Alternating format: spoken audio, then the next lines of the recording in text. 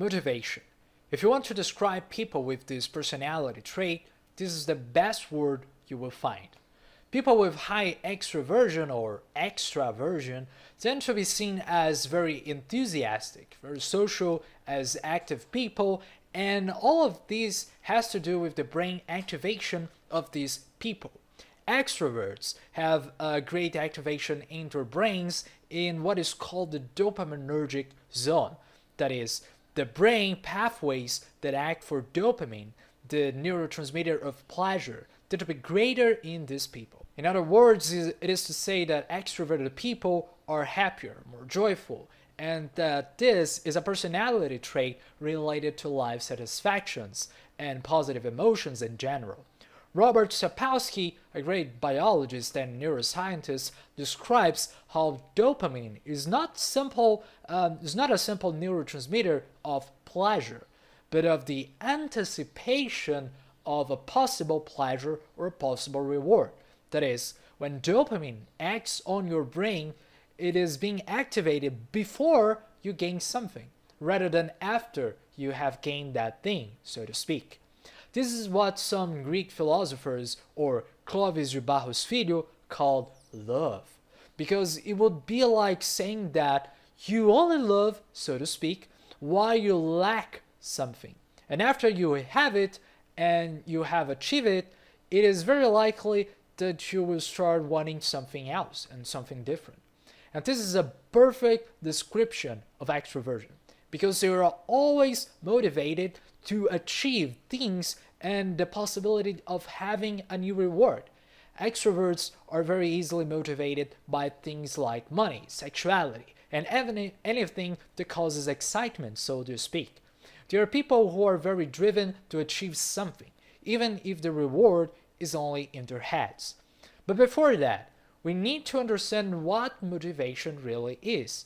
And one of the ways we can use to conceptualize what human motivation is by the so-called inverted U-curve. It represents the way dopamine acts in our brains, which will be as follows. First, there's a stimuli, usually a sensory stimuli, whether through sight, hearing, imagination, or even intuition. And with that, positive emotions appear to guide this stimuli towards a defined objective or object. For example, if you feel hungry, dopamine will be activated to lead you to get food. And if you manage to eat, then the brain circuits that were activated before you eating that food will become larger and stronger and will be bathed in dopamine, so to speak, causing them to be activated again the next time you are hungry, or even when you see a sandwich, for example. This effect can also be called conditioning, and is what behaviorist psychologists use on various types of animals. They made rats press buttons and bars just to get food. They made pigeons play ping pong and many other things. But how can you use this in your life? Well, in a way, it seems very easy, right? It will be just a case of starting to eat a candy every time you do anything good. Well, more or less. Humans are obviously not rats, much less pigeons. So what we need to reward our activities ends up being much more complex than a simple candy. Since extroversion has biological characteristics, not everyone gets the same effects so easily. People with low extroversion tend to be shy, quieter, more reserved, and more serious. But that doesn't mean that they don't have the excitement that an extrovert has in some areas of their lives. In fact, personality traits are on a percentile spectrum that goes from a 0 to a 100. So most people tend to fall somewhere in the middle with at least 16% of extroversion, or 40%. Knowing which areas in your life you are an extroverted in can help you a lot in knowing which behaviors are creating motivations in you. Many people are motivated by food, by video games, by sex, and even work, as we will see in another video. Therefore, when you do an activity that you aim to gain a reward from, such as starting to train, going on a diet, getting to college, sitting down, to do a job or just to study, in your brain, a neurotransmitter called noradrenaline accumulates in what are called the glial neurons, one of the main activation centers of the brain. And when these neurotransmitters accumulate too much in those regions and the person does not see any apparent achievement, does not see they are progressing with that they are not having an evolution, they start to give up. They start to give up with this accumulate because of this accumulation of noradrenaline in the brain. In other words, if you struggle too much, if you try too much, if you work, if you study too much, you will end up just giving up. But there is a way to reverse this, which is by starting to see an evolution in your progress and starting to enjoy the activities you are doing, starting to having fun instead of just directing yourself so objectively to a specific end. In other words, when dopamine starts to be activated, it prevents this increase in noradrenaline, making the person continue to be motivated to do the things that she was doing before. Therefore, if you have a goal in your life, even more important than not giving up is to feel some pleasure in this activity you are doing. Because otherwise, your brain will start to punish you.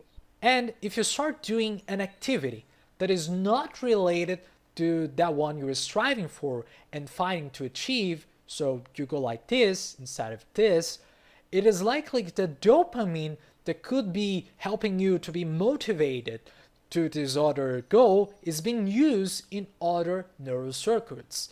In other words, if you start weight training and at the same time you start to reward yourself for activities that are not associated with that, such as smoking, drinking, and having negative health behaviors, it is very likely that you will be using very different parts of your brain that are not connected to each other. So while you focus on working out and accumulating norepinephrine or noradrenaline, therefore, the dopamine that could help you stay motivated in this activity is being thrown away, so to speak, on other things that you shouldn't be doing if you wanted to stay focused and motivated in this goal. Learning to integrate and pair these things in a way that makes sense is very important. It is as if you were simultaneously integrating and putting your own brain together to function as a system in a way that makes sense to you. For example, imagine that, I don't know, you like to watch videos on YouTube and at the same time you like training. So by the time you are watching videos on YouTube, you lack training, you are not training. But what could you do? Maybe you could start watching videos on how to train better, how to stay motivated in your training. So even when you are doing something that is not directly related to this, you are also doing things that in a way could help you and reinforcing these things that will help you to achieve this other goal you have. Now, if you want to know how to do this better, I recommend you to go to a therapist. He will probably help you doing this. But some other interesting things about extroversion are that some articles show how it's positively related to sexual activity and risky sexual behavior as well, and negatively related to symptoms of dysfunction. That is, extroverted people tend to have more sex, but they also tend to be more impulsive about it. Other studies also say that despite being associated with greater sexual satisfaction, people with this personality trait are also those who show lower tendencies towards fidelity, suggesting that because an extrovert gets excited very easily by external stimuli, he or she can act in a very impulsive way at times. In other words, having high dopamine is great for being motivated to do certain behaviors, but at the same time, it also makes people become very impulsive and not know how to choose the best actions to take. Therefore, it is very important to differentiate extremely high extroversion from other psychopathologies, such as histrionic personality disorder, for example. People with this disorder use their physical appearance a lot to impress other people, as Darwin's sexual selection in a sense, where a peacock likes to show off his feathers, even though the feathers are of no use of the peacock and actually cause harm to it because of the weight and because of attracting predators. And histrionic people may act inappropriately, seductively, and provocatively just to get attention. These are things that trigger dopamine to be activated in the brain. And people with bipolar disorder also have very similar traits. They end up having a very excited mood, very fast thoughts, euphoria, and a lot of impulsivity. However, we can say that those with histrionic personality tend to have high levels of extroversion, and not that all people with extroversion are histrionic. And histrionic personality disorder is more related to that way a person deals with life and is closely linked to their biology and not to a specific state they are feeling at the moment. In the case of bipolar disorder, which is more temporary, sometimes the person becomes maniac, overly excited and stimulated, and sometimes they become depressed. The biology of these cases is much more specific, and introverted people can also end up being bipolar, for example. Ultimately, this is the big difference between personality traits and mental illnesses.